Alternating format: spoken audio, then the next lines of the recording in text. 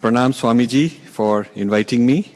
It's always an honor and a privilege when you invite me to the Washington, D.C. area of the Chinmay Mission centers. We are on Facebook Live, so also greetings to all the Facebook people who are live. I have been visiting the Chinmay Mission in the DC area for many, many years and always have fond memories. This time, we decided that before I come, the different leaders here will compile a list of questions, and I should address these questions, which I think is very interesting way to have an event. So they have come up with a list of 12 questions, which are very interesting, very useful questions. And I organize them into 4 categories. So I will take them one by one. And when we are done, if there's time left, we'll take more questions. So that's how we'll do it. Now, the first one is a very important question. It happens to be the first one on your list, but I think it's probably the most important question I have been asked many, many times. The question basically has to do with an apparent contradiction or apparent dichotomy that on the one hand, the person says, I have Hindu pride, which is something external, and at the same time, I'm encouraged to have self-awareness, which is internal. We are told we need to focus on the self, and much of that results in our own internal process. And at the same time, we have an outward pride and outward journey. How do we reconcile the two? Now, what this question refers to is a common misunderstanding a lot of people have in Vedanta, that we're being asked to run away from the world, we're being asked to abandon our responsibilities because it's mithya, it's maya, so why should it matter? And at the same time, we are told we have to prepare the prasad properly, we have to keep the place clean, we have to do our responsibilities, which are all external things. The mics should work, all the little details to be a good citizen. The Pledge of Allegiance, which was recited by all of you at the beginning of this program, also talks about our responsibilities within and without, outside also, and towards the nation, towards society. So how do you reconcile if the whole process is inside, neti, and it's all mithya and maya anyway, and we are going towards ultimate samadhi, which is a state of where all the form, nam, roop goes away, then why do we bother with all this? Now this question is a very important question because it gives you the answer, the inquiry into this gives you an insight into the relationship of that which is the ultimate and that which is the relative, that which is the absolute and that which is the provisional, the mithya, the transitory. And if you negate one or the other, you do not have a complete understanding. To begin with, I will tell you, if you look at the lives of all the great exemplars, Swami Chinmayanandaji, he, being an enlightened master, spent so much of his life teaching worldly things, making things happen, setting up centers, arguing and debating for our tradition in the United Nations, before media, before all sorts of people. He didn't say that it's all mithya, maya, so I run away. I am not interested in all that. He was really interested in all that. Why did Adi Shankara go to all the corners of India, set up matthas, and look at the great bhakti in his writings towards goddess, and so on. You could go from the earliest rishis till the latest present times, and you will find that the same people who achieve so much enlightenment, so much transcendence, are also very engaged in worldly matters in a very practical sense. So clearly, if we follow the lives of our exemplars, we would not try to be escapists, because they're not escapists. Also, a society would not function if it did not look after worldly matters, looking after the sick, making scientific discoveries, being law-abiding citizens. These are all vyavharika aspects. And we cannot just run away from them because of some idea that this is mithya. Now the question comes, if our philosophy says this is all transitory and it is unimportant, it's mithya, maya, then why are we doing all this? Gita says that there is nivritti in the pravritti.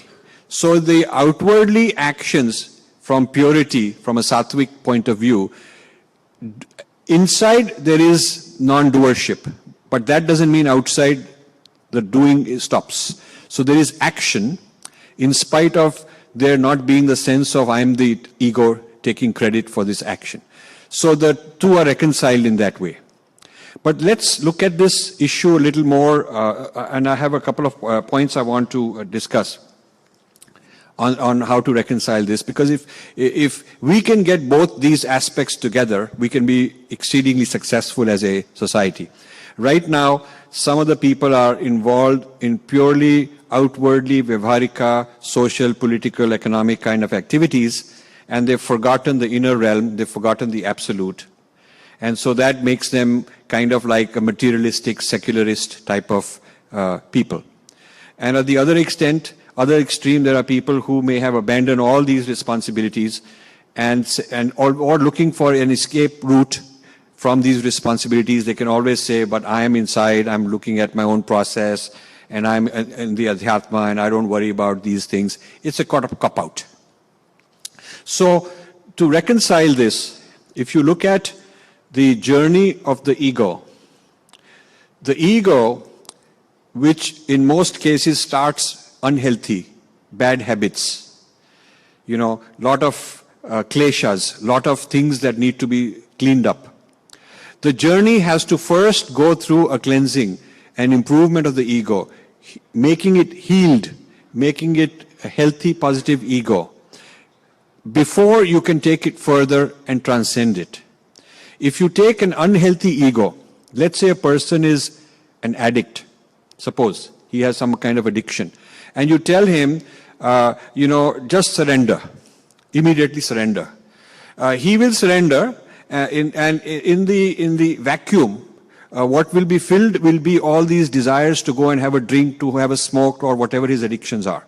If a person is suffering from a lot of anger, and he doesn't cure that first, he doesn't heal that first, he just surrenders as an angry person, then the anger will come in. So the ego has to be first improved. First you have to work on the ego and improve it. That is why there is so much process. The yam, the niyam in yoga takes you through that process. The bhakti takes you through that process. The karma yoga takes you through that process. So all these create a better, healthier, stronger ego, which is then ready and fit for surrender. To surrender prematurely is a bad idea, because if you surrender prematurely, you're playing this game that you don't have to worry about your problems because you've surrendered them. But actually those problems will chase you, they will haunt you, they will follow you. They will not go away just because you've run away from those. So you have to complete your responsibilities. You have to complete make the ego a healthy, positive ego, heal it from all its afflictions, and then it is fit to go the next step. In the case of human development, child psychology, they say the child ego, which is pre-rational, it is not able to sort things out, gradually evolves and becomes a mature adult rational ego. Then, while the materialist psychology stops there, our psychology says that this adult, mature ego is now ready to evolve further into a trans-rational, para-rational, beyond rational state. Now, the question is, when you evolve towards a beyond rational state, what exactly does it mean? What is the relationship of such an enlightened person with ordinary mundane things? Does he forget how to tie his shoelaces? If he were driving a car, does he forget how to drive a car? Does he forget his basic responsibilities towards certain people? Does he really forget that? Is our tradition asking us to become dysfunctional In other words, is our tradition asking us to transcend in a way that we will not even be able to function as ordinary human beings? That would be quite a bad tradition if that were the case. But I submit to you that that is not the case. And this is a common misconception we have, that evolving further beyond the rational adult mind state, it takes us to a place where we don't have mental faculties. We've lost the mental faculties. Once I was in a satsang of another group not related to this, in which a lot of people said that we are asked to give up the mind. So why are you thinking? Stop thinking, give up the mind. So a lot of people have taken it to the extreme that, actually, and we are told, I fully subscribe to this, that at a certain stage the mind has to be dropped. But at a certain stage, the mind is needed to take us to a certain stage. The self-discipline and a correct sense of ego and responsibility are needed to take us to that stage. Only then you can drop it. If it was simply a matter of forgetting your mind, then you could do some brain surgery, get rid of your faculties of thinking, and then you would be considered enlightened, if it were like that. You would get an FDA-approved brain surgery to be enlightening people. And then enlightenment would simply be a matter of getting rid of their thinking faculty and saying, okay, you can't think, so you're enlightened. Obviously, that's ridiculous. Obviously, enlightenment is not losing your mental faculties, but being able to go beyond your mental faculties. So you still have the faculty to think, you still have logic, you still have common sense, you still function, you could function whenever you are required to. But you are not limited by that. Your faculties go beyond the rational, but they still include the rational as a subset. So this is an important point that I wanted to make here. Because the common dilemma that I'm asked a lot has to do with this very issue. If I'm following Gyan Marg, if I'm following Advaita Vedanta, I am not supposed to get involved in practical things. That's a mistake. The idea is not that. Idea is not becoming irresponsible, but instead cleaning up your act, becoming more responsible, but doing it with Shraddha and doing it with surrender of the results, surrender of the ego's cravings, but not the action itself. This is also the teaching of the Gita. So I've tried to answer the very first question, which is that there is this apparent conflict between the path of going within and evolving ourselves versus, outward responsibilities and things of that kind. So I hope that is clear, and we can come back and take further questions later if that is not. Then another question is, could you elaborate on evolution? The evolution we know about is evolution from lower life forms. But our teachers also tell us about involution. How do we reconcile between involution and evolution? How does the integral one manifest as the multiplicity?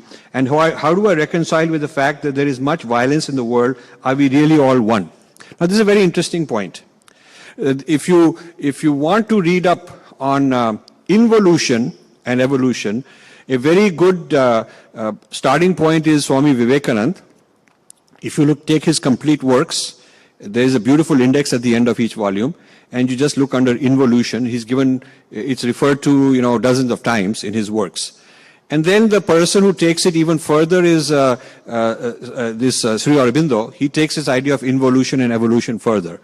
And basically what he's saying is that when the divine manifests as Nam Roop, manifests as matter, the matter didn't come out of nothing, it is Brahm manifesting as the world, that is involution. Involution meaning the divinity involved, involuted as you, as part of you, the divinity within. That is the involution. And then the evolution is this jiva, this creature, with the divinity involuted, now has to evolve. So there is an evolution from the tiny bacteria, ant, whatever.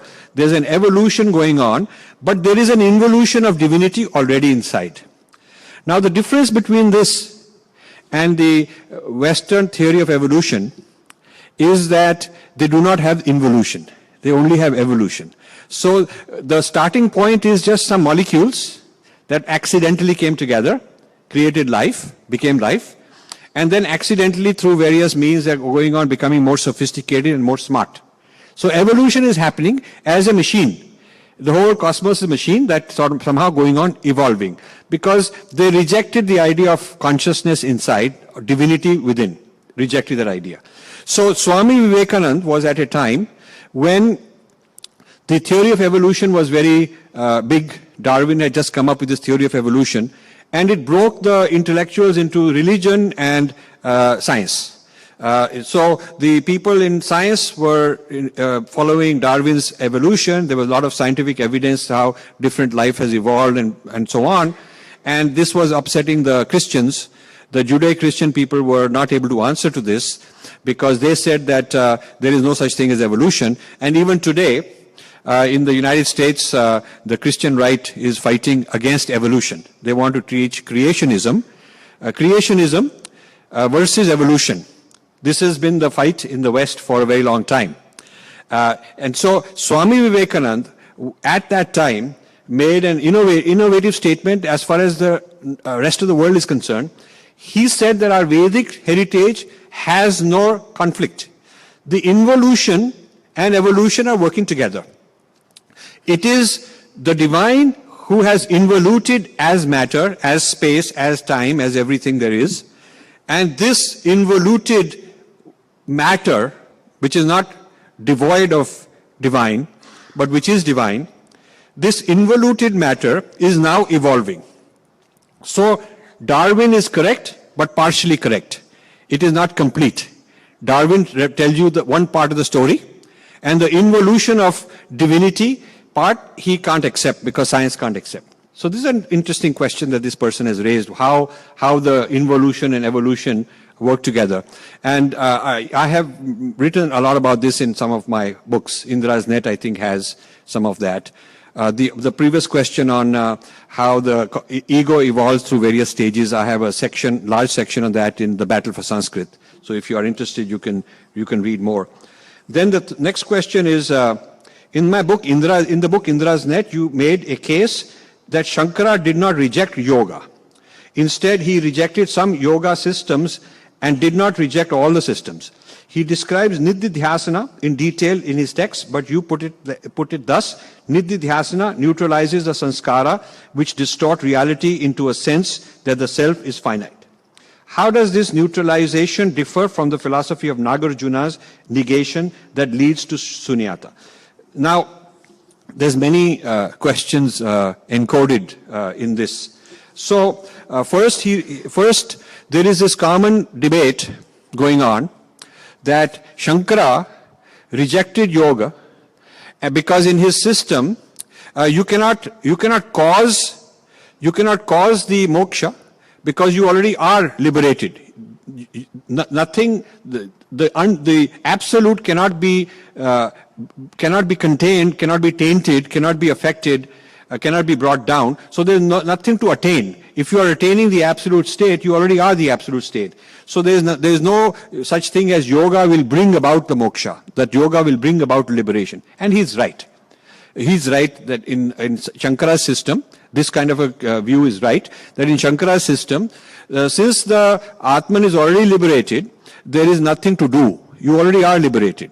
But what Shankara is saying is you need a cognitive shift. It is not that you are changing the actual Atman into something else to advance, to evolve it.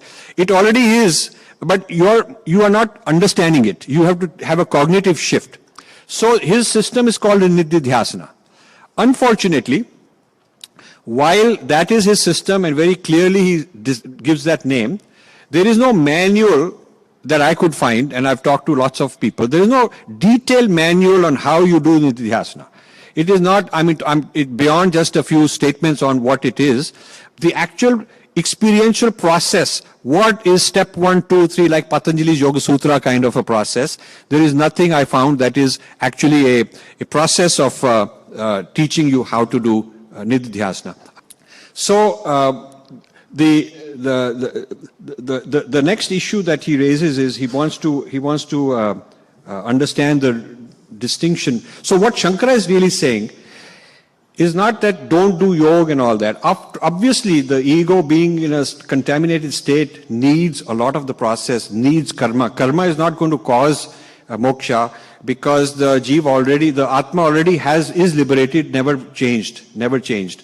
So it's not like some bad thing has to become good. You have to remove the bad conditionings, the things that cover up. That's what he's talking about. So as karma is needed, as bhakti is needed, so also yoga helps you undo what is holding back. Undo the confusion in your mind so that you can have the cognition. He is not saying that yoga is causing a change in your Atma. That he's not. So this is a misunderstanding that several Vedantins have, and this person asking the question is aware of that. Then there is another part in this question which has to do with Nagarjuna. Nagarjuna is considered the greatest Buddhist philosopher after Buddha himself. That is how Buddhists would see him. And Nagarjuna comes up with this shunyata idea based on a negation of everything. That is very similar to Shankara's neti idea. And in fact, a lot of people say that Shankara's guru's guru was also was influenced by Buddhists, or he was responding to Buddhists, and therefore Shankara has a similarity with some of the Madhyamika Buddhist arguments. Now, I don't want to get into whether there was influence or independently done or whatever. We do know that Shankara was debating the Buddhists in a very serious way, and Buddhists were learning from the Vedantins. Vedantins were picking up ideas from the Buddhists. They were doing a lot of that.